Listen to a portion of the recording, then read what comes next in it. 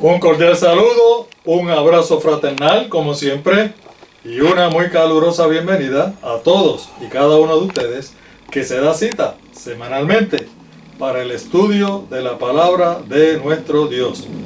Recordemos que, como siempre decimos, estamos creciendo en gracia y en conocimiento de nuestro Señor Jesucristo. Gloria sea su nombre. Recuerden nuestro ministerio, le hacemos la invitación. Aquí tenemos un formato diferente. El ministerio escrito está Lucas 4.8, Romanos 10.15. Fíjense cómo dice: ¿y cómo predicarán si no fueron enviados? Como está escrito: cuán hermosos son los pies de los que anuncian la paz, de los que anuncian buenas nuevas. Nosotros, por la gracia de nuestro Dios, les estamos trayendo las buenas nuevas del Evangelio. Gloria sea su nombre. Bienvenidos sean todos a nuestro estudio semanal de nuestro ministerio. Escrito está Lucas 4.8. Lo que hacemos aquí es escudriñando las Escrituras. El tema de hoy va a ser el número 158. Vamos a continuar con el tema principal de la ley moral y va a ser la parte número 12. Vamos, como siempre, a elevar una oración a nuestro Dios para que sea el que dirija todo lo que se vaya a decir aquí. Eterno Dios y buen Padre que estás en el cielo, alabado y bendecido y glorificado sea tu nombre para siempre. Gracias, mi Dios, por tantas bendiciones recibidas de tu mano. Gracias. Gracias por la vida, por la salud. Gracias por este hermoso privilegio que nos das de formar parte de aquellos que están llevando las buenas nuevas noticias de salvación al mundo entero. Capacítanos cada día más, ilumínanos, mi Dios, para que todo lo que se diga y se haga aquí sea de tu agrado y sea dirigido por ti. Suplicamos también por todas esas personas para que de alguna manera puedan ser impresionadas y puedan entender que nos queda muy poco tiempo, que si quieren pertenecer a aquellos que van a ser salvos, tienen que hacer su decisión lo más pronto posible. Acompáñanos y dirígenos siempre en el nombre de Jesús. Amén y amén. Amén. Gloria. Bueno, en el estudio pasado, nosotros le presentamos, si recuerdan bien, lo que es la función, ¿verdad?, de la ley ceremonial. En eso básicamente fue que concentramos el estudio pasado, ¿verdad? La función y el propósito de la ley ceremonial. Pudimos demostrar bíblicamente que estas leyes precisamente Dios las implementó con el propósito de demostrarles a su pueblo, al pueblo de Israel específicamente, que era su pueblo en ese momento, de una forma práctica, de una forma gráfica, de una forma interactiva, como introducimos el término, ¿verdad?, a su pueblo, de la forma, cómo era que él iba a llevar a cabo el plan de salvación. Como pudimos ver, prácticamente en todos esos servicios ceremoniales era necesario o se requería un sacrificio. Eso es lo característico de esta ley, que siempre se requería un sacrificio. Y ese sacrificio tenía que ser por derramamiento de sangre. Es decir, el animalito que era sacrificado tenía que ser degollado, derramar su sangre. El objetivo de Dios haber establecido esto es porque era una ilustración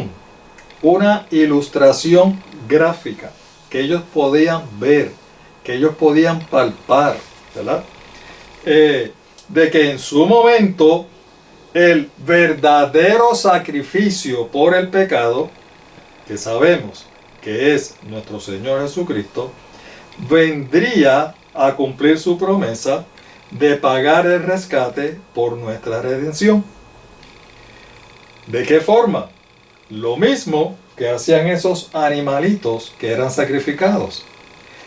Sacrificando su vida, hablando ya de nuestro Señor Jesucristo, sacrificando su vida y derramando su sangre para que los pecados de todos nosotros pudieran ser perdonados. Es decir, mis amados hermanos y amigos, que todos esos animalitos que eran sacrificados, ¿verdad?, en estos servicios ceremoniales, hermano, esto es importante. Todos esos animalitos que eran sacrificados en esos servicios ceremoniales representaban de una u otra forma a nuestro Señor Jesucristo. ¿Eh? Es muy, pero que muy importante. Estas ceremonias llevaban la intención de recordarles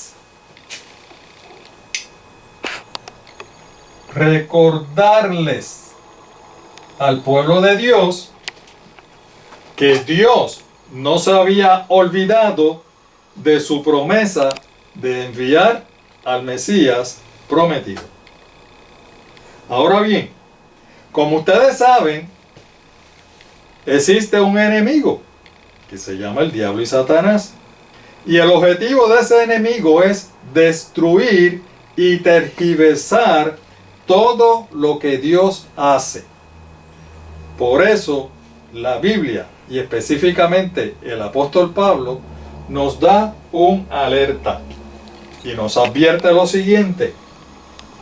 Gálatas capítulo 5 versículo 9 nos dice el apóstol Pablo: un poco de levadura fermenta toda la masa. Aquí el apóstol Pablo está hablando prácticamente en parábolas, ¿verdad? Está hablando en símbolos, en términos representativos, donde la levadura representa ¿qué cosa? El error. Representa la mentira. Representa la herejía. ¿Ven? Y entonces, ¿qué representa la masa? La masa, que se refiere allí el apóstol Pablo, representa las doctrinas o las enseñanzas correctas de la Biblia. En otras palabras, esto se puede resumir como la verdad bíblica. Y entonces, ¿qué es lo que el apóstol Pablo nos quiere decir aquí?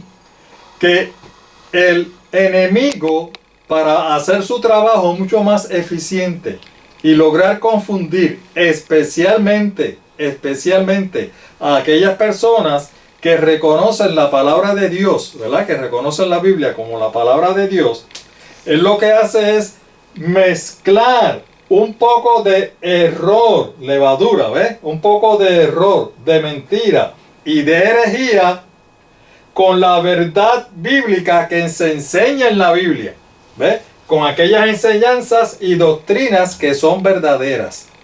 ¿Por qué? Porque lo mismo que hace la levadura, que un poquito de levadura fermenta toda la masa, eso mismo hace esas mentiras y esos errores.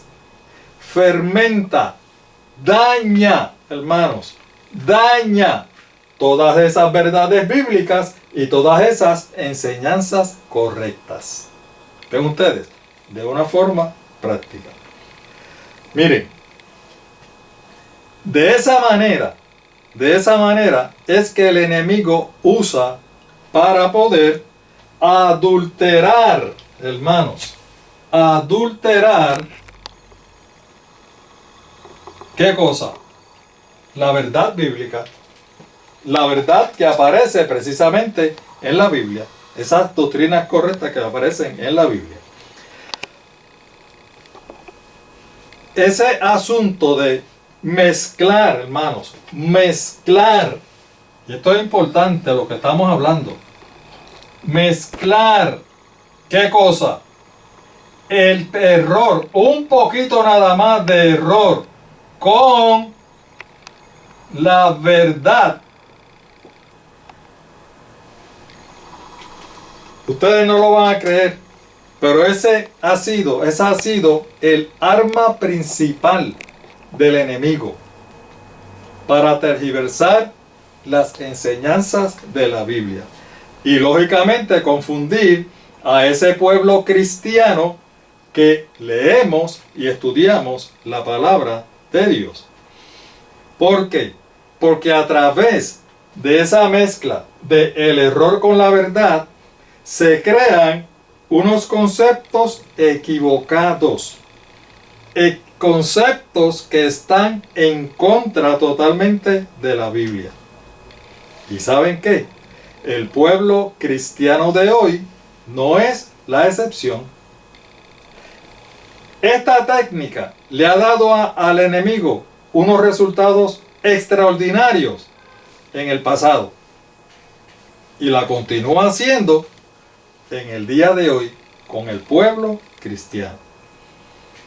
El enemigo ha logrado tergiversar muchas de las enseñanzas y de esas doctrinas correctas de la Biblia, de tal manera que el pueblo cristiano de hoy ha aceptado esas adulteraciones a la verdad bíblica como correctas. Y ustedes ven que muchos predicadores, hoy día, muchos predicadores cristianos, los escuchan predicar y enfatizar sobre ciertas doctrinas que cuando usted va a la Biblia y las estudia, están totalmente en contra de lo que dice la palabra de Dios. ¿Por qué? Porque el enemigo las ha adulterado y ellos, pues, lamentablemente, las han aceptado como correctas. Precisamente, un buen ejemplo es las leyes ceremoniales o la ley ceremonial. Como bien ustedes saben y hemos presentado en estudios previos, estas leyes ceremoniales tenían una vigencia, ¿verdad? Tenían una vigencia limitada. Es decir, que la vigencia de estas leyes ceremoniales en algún momento iban a terminar, iban a caducar. En el estudio pasado pudimos demostrar bíblicamente que efectivamente esas leyes ceremoniales iban a caducar o iban a terminar ¿cuándo? Con la muerte de nuestro Señor Jesús. Es decir, que esas leyes ceremoniales iban a estar vigentes hasta que nuestro Señor Jesús muriera en la cruz del Calvario. Lógica, porque en las leyes ceremoniales era que se sacrificaban los animalitos, ¿verdad? Se requerían los sacrificios. Esos sacrificios representaban a nuestro Señor Jesús. Si ya el verdadero sacrificio, nuestro Señor Jesús, vino y murió y entregó su vida y derramó su sangre, pues ya no es necesario las leyes ceremoniales. No eran necesarios. Inclusive, aquí demostramos bíblicamente algunas evidencias en el Nuevo Testamento que confirmaban que Dios les estaba dando un mensaje al pueblo, a su pueblo, en ese momento a su pueblo y a nosotros, de que efectivamente esas leyes caducaron con la muerte de nuestro Señor Jesús. Oigan, esa es la verdad bíblica.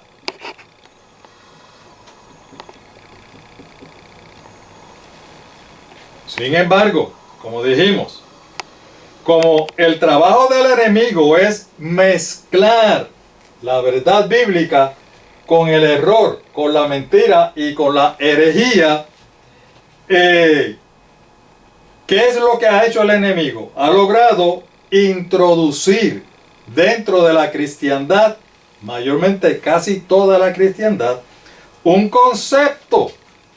Recuerda que dijimos que al mezclar la verdad con el error, se crean conceptos equivocados, pues han desarrollado un concepto equivocado. ¿Cuál concepto equivocado? Que es la ley moral, o sea, la ley de los 10 mandamientos,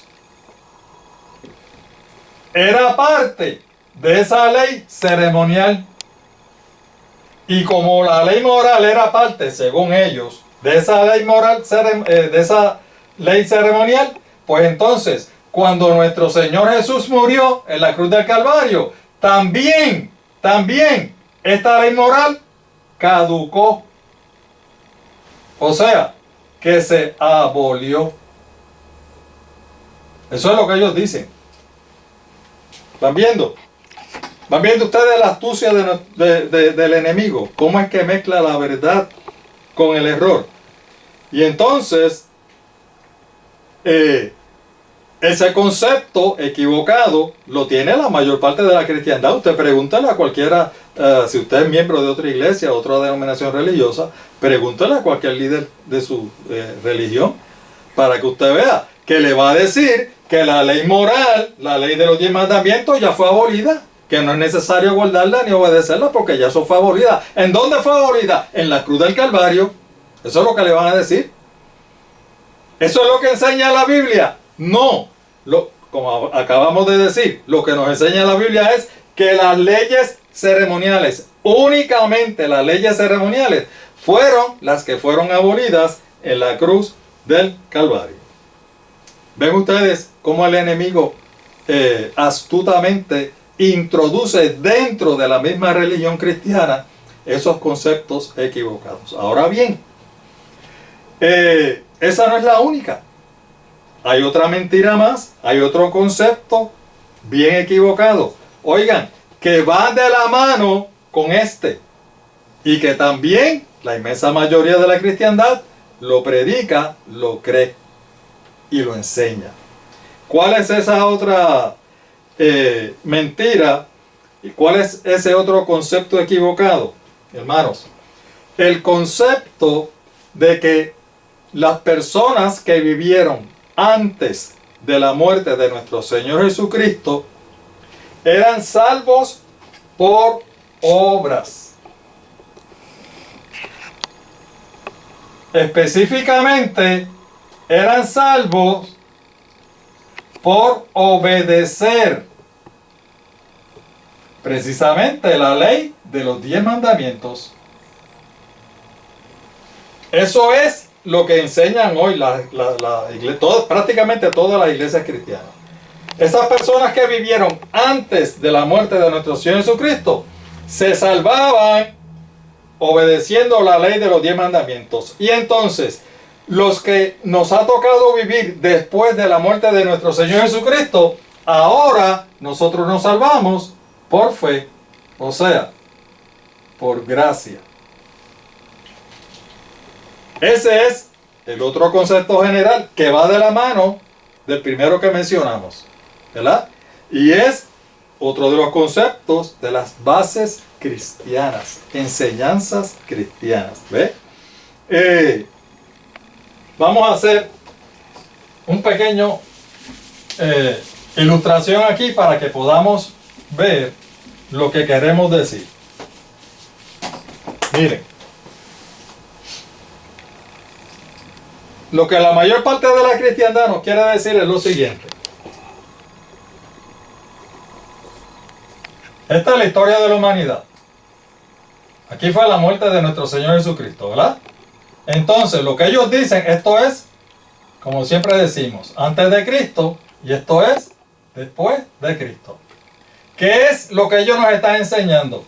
Que todas estas personas que vivieron antes de la muerte de nuestro Señor Jesucristo, la gente se salvaba por obras, por la obediencia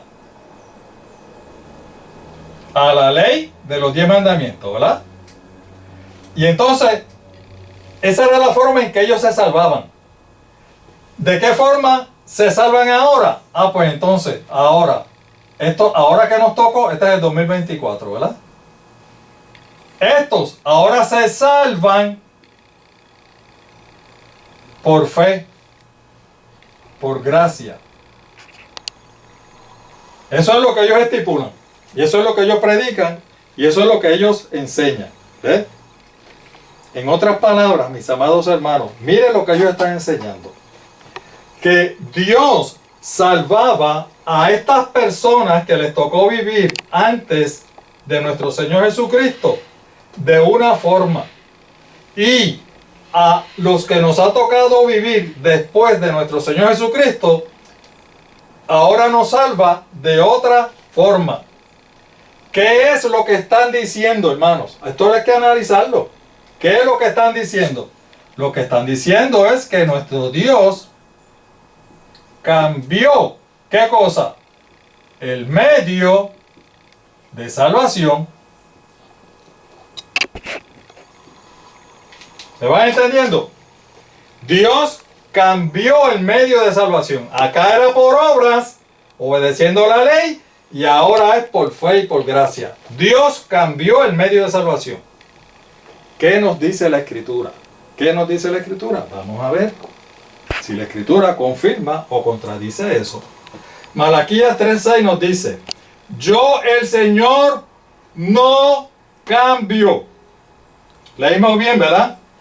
Yo, el Dios Todopoderoso, yo, el Dios Creador, yo, el Dios a quien ustedes le sirven, no cambio. Y dice más: porque no cambio y soy el mismo, es que ustedes, los descendientes de Jacob, no habéis sido exterminados.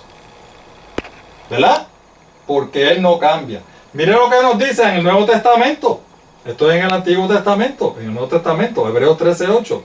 Jesucristo es el mismo, ayer, hoy y por los siglos. ¿Cómo? Es el mismo, no cambia. Hermanos, la Biblia claramente lo que está haciendo es contradiciendo ese concepto que ellos tienen de que Dios ha cambiado el medio de salvación. Entonces, si la Biblia nos dice que Dios, hermanos, y al Dios que nosotros le servimos, es importante también reconocer, al Dios que nosotros le servimos es exactamente el mismo al que los judíos le servían. Es Jehová, es el Creador, es el mismo Dios. Y si la Biblia nos dice que ese Dios al quien nosotros le servimos y ellos le servían, ese Dios no cambia, ese Dios es el mismo ayer y por siempre y por todos los siglos, ¿por qué entonces se enseña que Dios cambió el medio de salvación? Es una terrible y total contradicción de la Biblia. Decir, estos se salvaban de una forma y ahora estos se salvan de otra. Yo le pregunto, ¿usted confiaría en un Dios cambiante? Que un día o un periodo de tiempo la gente se salva de una manera y en otro tiempo se salva de otra. Bueno, si es así, estamos en el 2024. A lo mejor en el 2025 nos dice, ah no, ahora el medio de salvación va a ser otra. No va a ser ni por fe ni por gracia, va a ser de otra manera. ¿Ven ustedes el concepto que queremos para que ustedes entiendan? Es una total contradicción.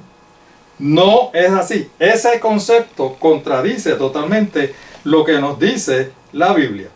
Precisamente esa es la garantía que nosotros todos los cristianos tenemos, de que le servimos a un Dios que es permanente, que cumple su palabra siempre y que no cambia. Gloria sea nuestro Dios.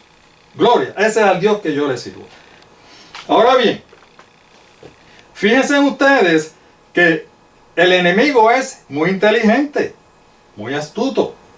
Sin embargo, el enemigo, el diablo y Satanás, es un ser caído.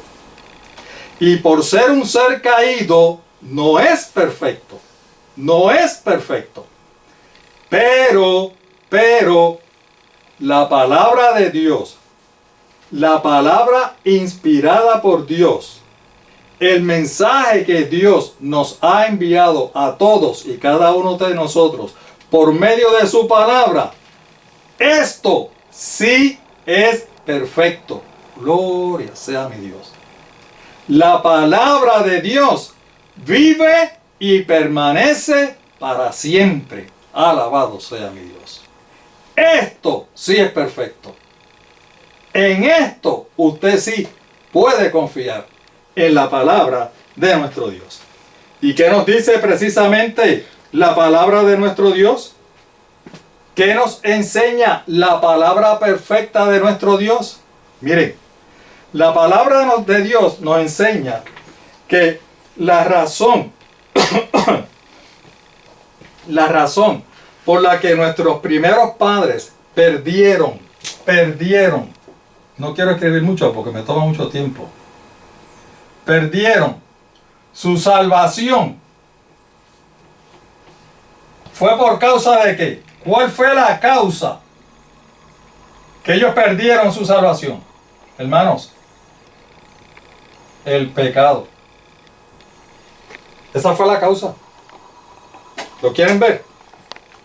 Vamos a leerlo. Romanos, nuevamente el apóstol Pablo, capítulo 5, versículo 12, dice: por tanto, como el pecado entró en el mundo por un hombre, ese hombre lógicamente fue Adán, y por el pecado entró también, ¿qué cosa? La muerte. Así la muerte pasó a todos los hombres, por cuanto todos pecaron. ¿Ven ustedes? La desgracia humana, la perdición, entró a este mundo por causa del pecado. El pecado, mis amados hermanos y amigos, es lo que nos separa. ¿De quién? De Dios. Por causa del pecado es que nosotros recibimos la condenación. ¿Verdad? ¿Qué es qué cosa? La muerte eterna. Entonces, conociendo y reconociendo que la Biblia, que es la más que sabe y sabe las cosas y es perfecta y no nos miente, y la Biblia nos dice que el pecado es la causa por la que nosotros todos, desde Adán hasta hoy, estamos condenados a la separación y a la perdición perpetua. Si Dios quisiera restituir, hermanos y amigos, restituir nuestra condición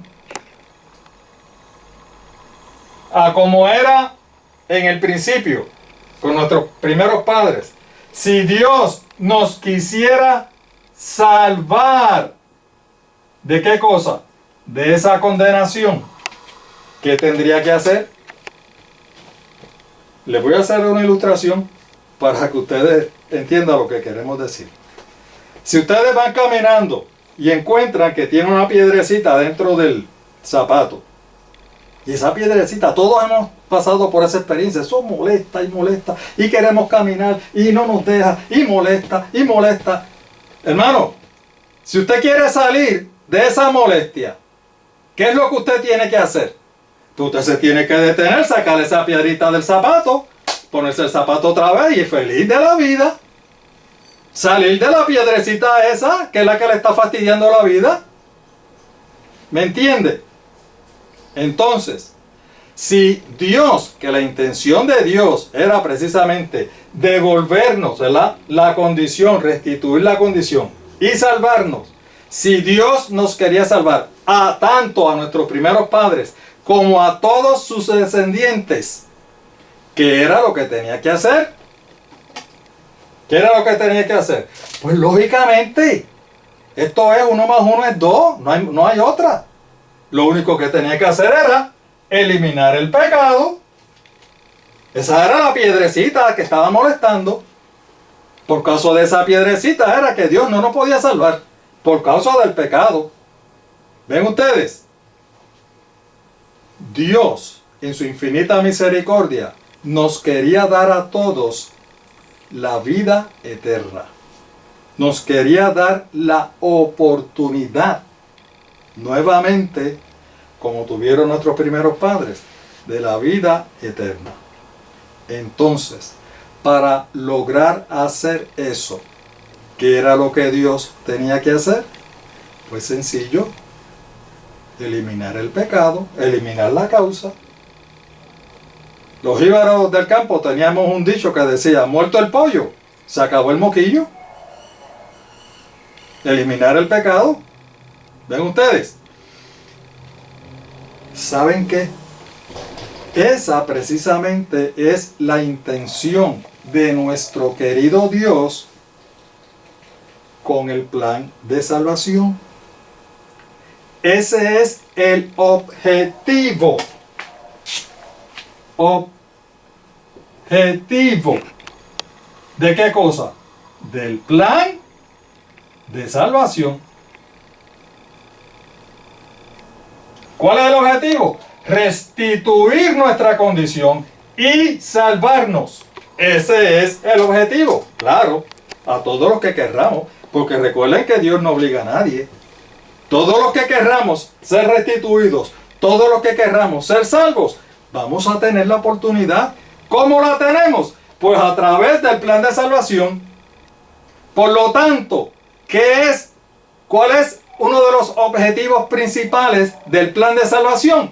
Pues precisamente eliminar el pecado. Alabado sea mi Dios.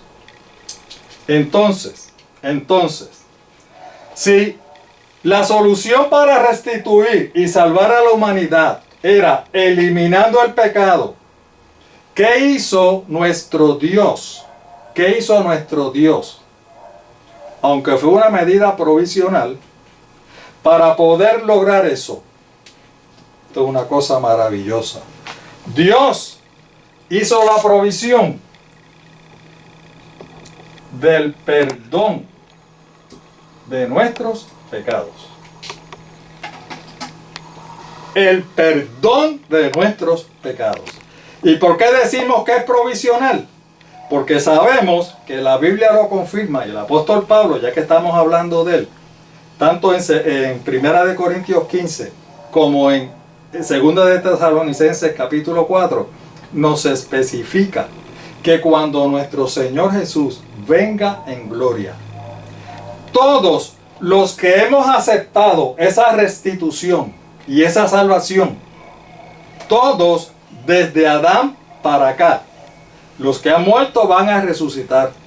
¿Y van a resucitar cómo? Transformados.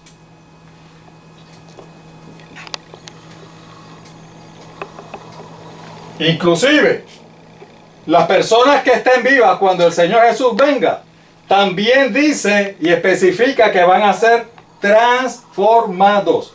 Hermanos, en ese momento es que Dios va a eliminar por completo el pecado en nosotros. Porque esos cuerpos van a ser perfectos. Como Adán y Eva eran perfectos en el huerto del Edén. Esos cuerpos nuestros van a estar cubiertos por la gloria de Dios. Alabado sea su nombre. Ya no vamos a estar afectados por el pecado. Por eso es que el apóstol al final le dice: ¿dónde está, oh muerte, tu aguijón? ¿Dónde está, oh pecado, tu victoria? ¿Ven ustedes? Ahora, en lo que eso llega y ese pecado es eliminado permanentemente, Dios ha hecho la provisión del perdón de los pecados. Y la pregunta es, hermano Pedro, y venga acá, ese perdón que Dios está ofreciendo es suficiente para lograr nuestra restitución y nuestra salvación hoy, aquí. Vamos a ver lo que nos dice la palabra de Dios. Allí en el libro de Isaías, capítulo 1, versículo 18, nos dice el Señor: venid luego, dice Jehová, y estemos a cuenta. Si vuestros pecados, lo que nos separa de Dios, lo que nos hace perder la salvación, si vuestros pecados fueran como la grana, como la nieve serán emblanquecidos. Si fueran rojos como el carmesí, vendrán a ser como blanca lana. Alabado sea mi Dios. Gloria sea mi Dios. Qué promesa más maravillosa. Maravillosa nos ha hecho nuestro Dios. Dios nos quiere restituir. Nuestro Dios nos quiere salvar. Y por eso es que Él ha hecho la provisión del perdón de nuestros pecados. Porque te quiere salvar, nos quiere salvar y quiere salvar a todo mundo. Hermanos, la restitución y la salvación de la única forma que nosotros logramos la restitución y la salvación en este mundo es a través del perdón de nuestros pecados. ¿Entendimos eso, verdad? Dios ha hecho esa provisión. Y la única forma que nosotros lo podemos obtener es a través de la única forma que nuestro Dios ha provisto. Y ha sido a través de ese perdón de los pecados. ¿Por qué el Señor quiere perdonar? ¿Por qué el Señor quiere emblanquecer nuestros pecados? Hermanos, porque no quiere salvar. Él quiere tu salvación. Él quiere mi salvación. Él ha hecho todo, absolutamente todo lo que ha estado en su mano para que usted y para que yo nos salvemos y para que toda la humanidad que lo quiera y lo acepte sea salvo. Gloria sea nuestro Dios. Alabado sea nuestro Dios. Entonces comenzamos a razonar, mis queridos hermanos.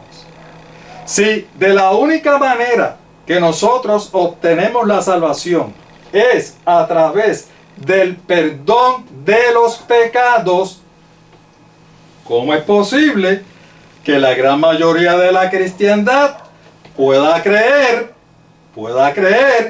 que en el Antiguo Testamento las personas que nacieron antes de nuestro Señor Jesucristo tenían que ser salvas por las obras, podían ser salvas por la obediencia a la ley de los 10 mandamientos? ¿Cómo es posible?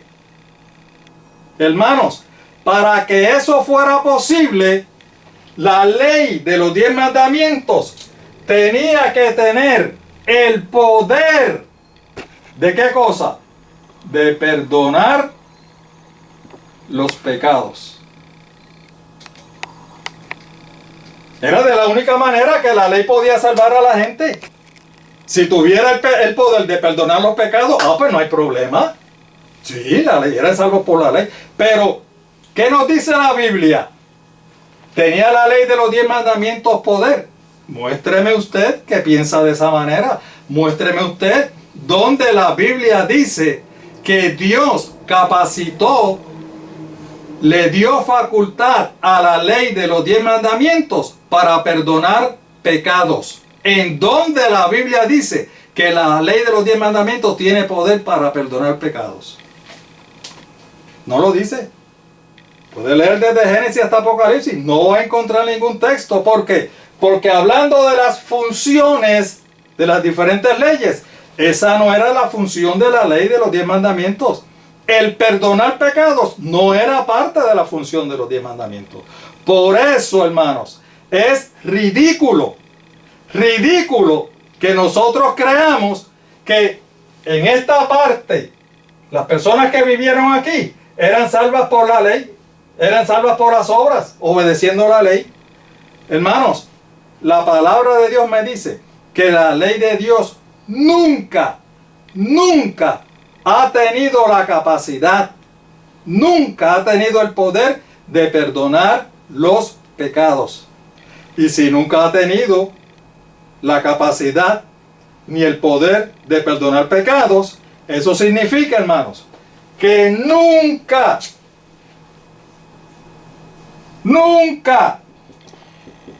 y lo subrayamos, nunca la ley de Dios, la ley de los 10 mandamientos, ha podido ser un medio de salvación. Nunca. Porque para eso tendría que tener el poder de perdonar los pecados. Hermanos queridos, amigos queridos, van entendiendo lo que estamos diciendo.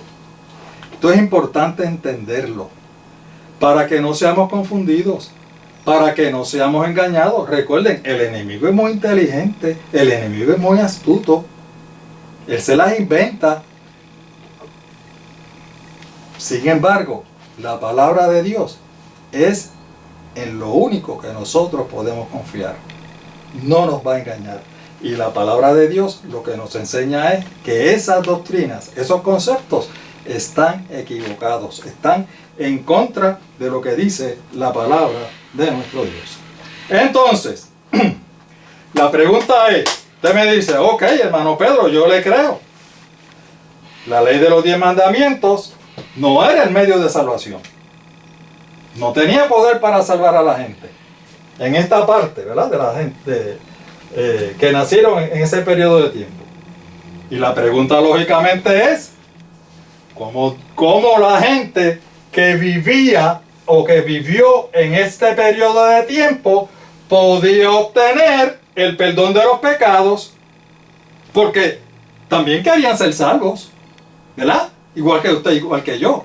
Y si la ley de los 10 mandamientos no los podía salvar, pues caramba, Dios tenía que haber hecho alguna provisión para que esas personas también pudieran ser perdonadas y tener la oportunidad de la salvación.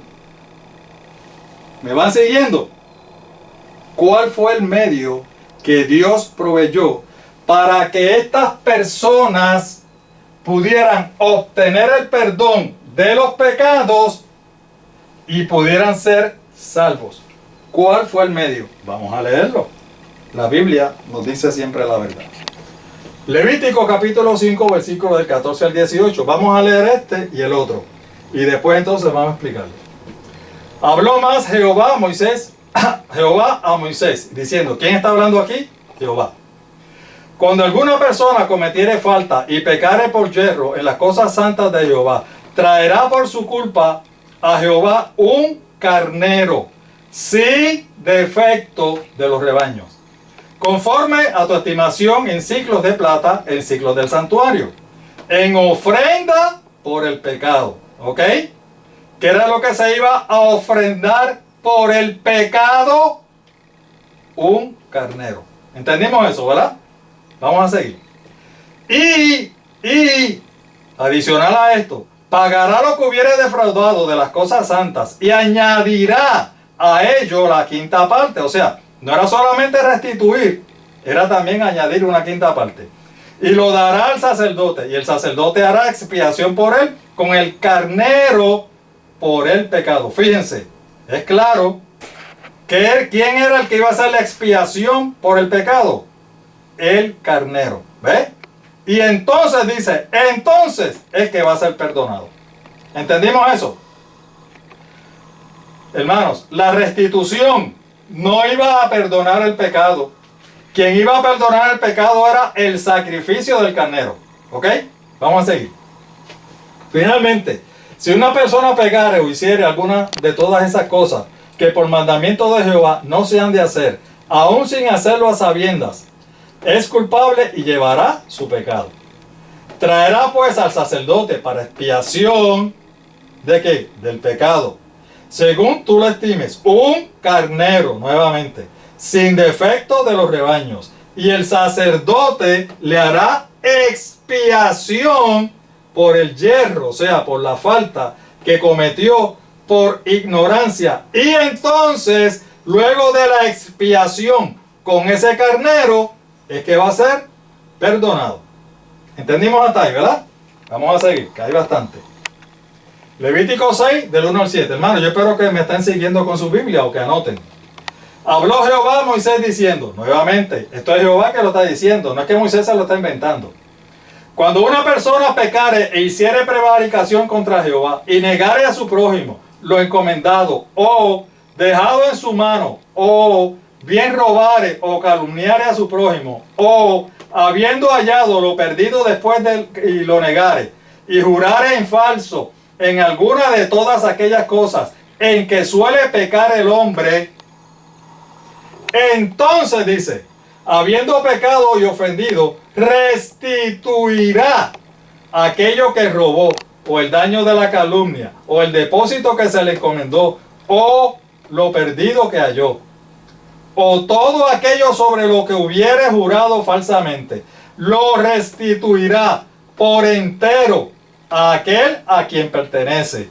Y nuevamente añadirá a ello la quinta parte en el día de su expiación. Y entonces, ¿qué va a pasar en ese día de la expiación? Dice, para la expiación de su culpa. Fíjense, ahora ya habló lo que tenía que hacer aquí, ¿verdad? Restituir. Ahora dice, para la expiación de su culpa, o sea, para que su pecado fuera perdonado. Traerá a Jehová un carnero sin defecto de los rebaños, conforme a tu estimación, y lo dará al sacerdote para la expiación. ¿Quién era que iba a hacer la expiación del pecado? El carnero. Y el sacerdote hará expiación por él delante de Jehová. Y luego que haga la expiación a través del carnero, ¿qué va a obtener? Obtendrá el perdón de cualquiera de todas las cosas en que suele ofender. Bueno, aquí hemos leído por lo menos 3 situaciones diferentes de pecado. 3 pecados diferentes, ¿verdad? En que se puede pecar. En algunas de ellas, hermanos, había que hacer una restitución. Depende del pecado, ¿verdad? Si en el pecado pues es cuestión de robar o algo así, pues entonces decía que había que hacer una restitución, ¿verdad? No solamente una restitución de todo, sino que a eso se le tenía que incluir una quinta parte. O sea, que tenía que devolver todo lo que se había robado, todo lo que había cogido. Y adicional a eso, tenía que entrar una quinta parte de eso, añadida. Oigan, si esa ley la pusieran aquí para los políticos corruptos, todo sería una maravilla. Nadie se atrevería a robar, ¿verdad? Bueno, eso fue un paréntesis. Entonces, esa era la ley. Eso fue lo que Dios le mandó. Sin embargo, también nos dice la Biblia, que esa restitución no era para el perdón de los pecados. No era para el perdón de los pecados. Para el perdón de los pecados, dice lo que leímos, que tenía que ofrecer un carnero. ¿Verdad? Y aquí me quiero detener un poquito para que no se me confunda. Ustedes saben que la Biblia habla de carnero y habla también de cordero, ¿verdad? Y la mayoría de nosotros pensábamos que eran animales diferentes. No. Un cordero y un carnero es el mismo animal. ¿Cuál es la diferencia? Se le llama cordero desde que el animalito nace hasta que cumple un año. Una vez cumple un año de nacido, se convierte en carnero. Es decir, que el carnero empieza en un año O sea, el carnero es un cordero que ya cumplió 1 año y va a seguir siendo carnero hasta que muere. En otras palabras, hermanos, un carnero es un cordero adulto. ¿Me van siguiendo? Es como aquí. Tenemos los adolescentes. Los adolescentes, cuando cumplen 18 años, ya dejan de ser adolescentes y se convierten en hombres y mujeres. Aquí es lo mismo. Aquí les llama, si es un animalito pequeñito hasta de 1 año, no, eso es cordero. Ahora, ese mismo animalito, porque es el mismo animal, ya cumplió 1 año, 2 años, 3 años, lo que sea. Pues ya no es un cordero. Ya no se le llama cordero, ya se le llama carnero. ¿Ok? Bueno, lo importante es lo siguiente. Que para poder perdonar el pecado, no era la restitución la que lo hacía, no, era ¿qué cosa? El sacrificio del cordero o del carnero, y por supuesto derramando su sangre. ¿Por qué? Porque ya habíamos visto en un sinnúmero de ocasiones que la misma Biblia nos dice que sin derramamiento de sangre no hay remisión de pecados. Por eso era que esos animalitos no podían ser muertos de un cantazo. Tenían que morir degollados, ¿verdad? Tenían que derramar su sangre. Ok, entonces, hermanos, aquí se le presentan 3 situaciones diferentes, ¿verdad? En las tres situaciones y en todas las situaciones, nunca la restitución se requería para el perdón del pecado. Siempre, en todos los casos, como aquí, siempre, para poder perdonar los pecados, era necesario que la persona se arrepintiera, reconociera que cometió una falta, se arrepintiera, confesara sus pecados sobre la cabeza del carnerito o del corderito, y entonces ese corderito o ese animalito fuera sacrificado. ¿Entendimos eso, hermanos? Esto es lo que nos enseña la Biblia. Es decir, y volviendo a la pregunta, ¿cuál fue la provisión que Dios hizo en esta parte de la historia antes de nuestro Señor Jesucristo? ¿Cuál fue la provisión que Dios hizo para que los pecados de toda esa gente pudieran ser perdonados y pudieran tener la oportunidad de la salvación? ¿Cuál fue la provisión? Hermanos, el sacrificio de esos animalitos. ¿Ven ustedes? La provisión no fue la ley moral, fue el sacrificio de esos animalitos. Y entonces yo le pregunto, ¿cuál ley era la que requería los sacrificios de esos animalitos? Pues no había otra, la ley ceremonial.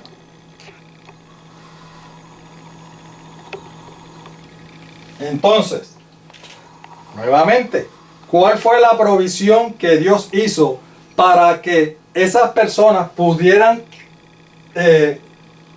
perdonar sus pecados le pudieran ser perdonados? ¿Cuál fue la provisión? Hermanos, la ley ceremonial. Era a través de la ley ceremonial que las personas que nacieron antes de nuestro Señor Jesucristo, durante todo el Antiguo Testamento, podían obtener su salvación y el perdón de sus pecados. ¿Ven ustedes cómo el enemigo nos quiere engañar y nos quiere introducir que era a través de la ley de los 10 mandamientos? No era a través de la ley de los 10 mandamientos. Era a través de la ley, fue a través de la ley ceremonial. Entonces, a través de esos sacrificios. Entonces, alguien puede decir, oye, aquí el hermano Pedro está diciendo que entonces, si la ley ceremonial era la que requería los sacrificios, y se sacrificaba un carnero, un cordero o cualquier otro animal, y que tenía que ser por derramamiento de sangre, el hermano Pedro está diciendo que entonces esos animales y la sangre de esos animales eran los que tenían el poder. ¿Para qué? Para perdonar los pecados. ¿Verdad? Esa sería una conclusión fácil. Pero eso no es lo que yo estoy diciendo. Eso no es lo que yo estoy diciendo. No pongan palabras en mi boca. Eso no es lo que yo estoy diciendo. Hermanos, la sangre, esos sacrificios, esos animalitos y su sangre no tenían ningún poder para perdonar pecados. No tenían poder. La Biblia lo dice. Vamos a buscarlo. Mira lo que dice otra vez el apóstol Pablo. Hebreos 10, 3 y 4. Pero esos sacrificios que ya habíamos dicho antes, que eran un recordatorio, ¿verdad? Anual de los pecados. A través de esos sacrificios el Señor les recordaba de que vendría a expiar los pecados. Y entonces dice el versículo 4, ya que es totalmente imposible. ¿Entendimos eso? Imposible que la sangre de los toros, de los machos cabríos, de cordero, de carnero, del animal que fuera, quite los pecados. Es totalmente imposible. La sangre de esos animalitos no tenían poder. No tenían poder para perdonar los pecados. Y entonces la pregunta que sigue es, pero hermano Pedro, si entonces la sangre de esos animalitos no tenían el poder para perdonar los pecados, ¿por qué entonces era requerido que el pecador llevara ese animalito y lo sacrificara y derramara su sangre para el perdón de sus pecados? Porque lo acabamos de leer. Esa fue la provisión que Dios hizo. ¿Cómo entonces me va a decir que no tenía poder? Lo que pasa es lo siguiente. Lo que pasa es lo siguiente. Aquí tenemos que poner en práctica el conocimiento que hemos aprendido antes, ¿verdad? ¿A quién esos animalitos representaban?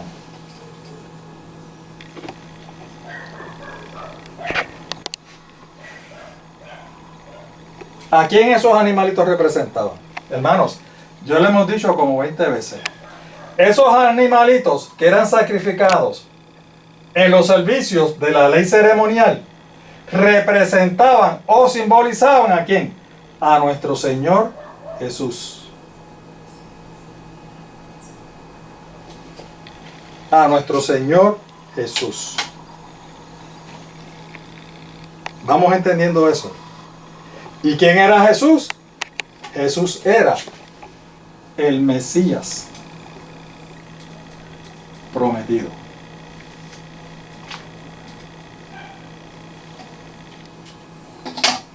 Entonces, ¿qué realmente era lo que sucedía? ¿Qué realmente era lo que sucedía, hermanos?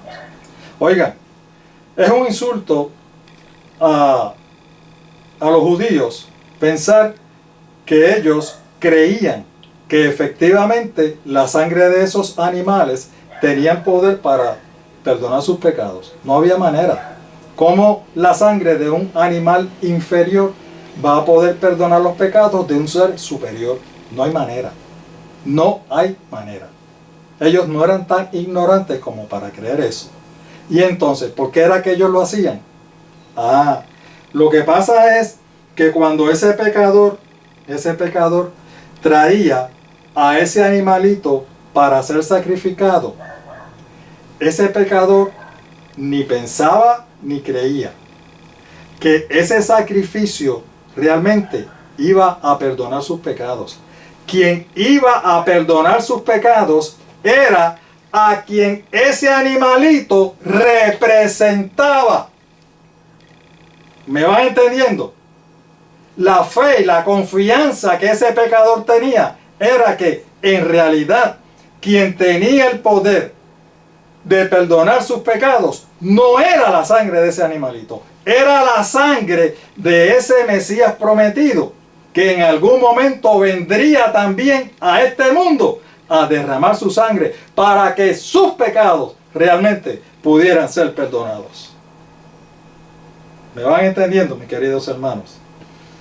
Es decir, que la fe de ellos, la confianza de ellos estaba no en la de esos animalitos, sino en la persona que esos animalitos representaban, o sea, en nuestro Señor Jesucristo.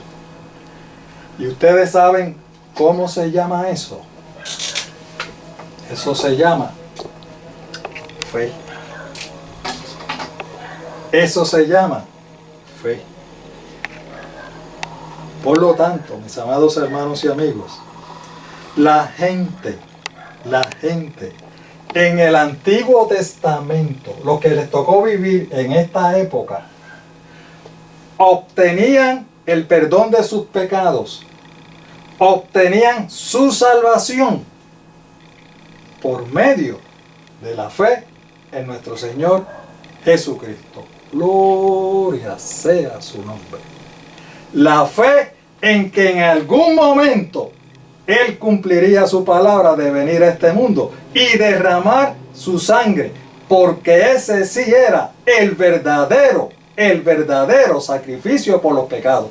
Por eso fue que Juan el Bautista, cuando vio al Señor que venía para acá, a nuestro Señor Jesús, dijo: he aquí, Juan 1:29, léanselo. He aquí el Cordero de Dios, que Dios proveyó, que Dios hizo la provisión. ¿Ven ustedes? El Cordero que Dios hizo la provisión para el perdón de todos los pecados. Hermanos, la Biblia es una fuente inagotable de conocimiento y no se contradice. No se contradice. En el Antiguo Testamento, esos queridos hermanos eran justificados, eran perdonados, eran salvos por la fe. De la misma manera que usted y yo somos justificados y somos salvos. ¿Ven por qué es que la palabra dice que nuestro Dios no cambia?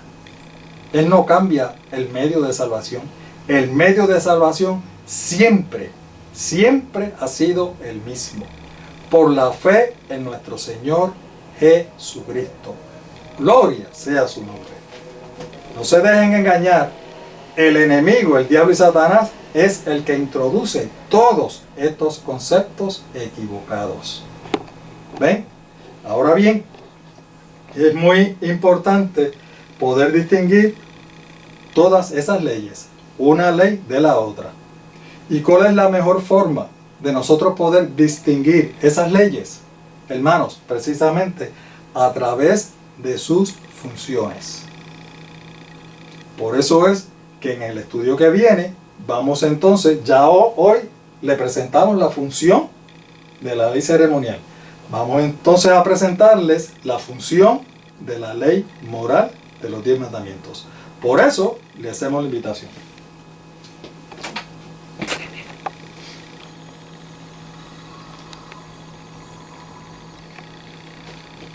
Escudriñad las Escrituras, porque a vosotros parece que en ellas tenéis la vida eterna, y son ellas las que dan testimonio de mí. Juan 5:39. Eso es lo que hacemos aquí. Apocalipsis 14:6 dice: vi volar por el medio del cielo otro ángel que tenía el evangelio eterno, el evangelio completo de salvación, para predicarlo a los moradores de la tierra, a toda nación, tribu, lengua y pueblo. Te esperamos la próxima semana. Feliz inicio de semana. Por lo tanto, nos despedimos hasta la semana que viene. Que nuestro Dios nos bendiga a todos.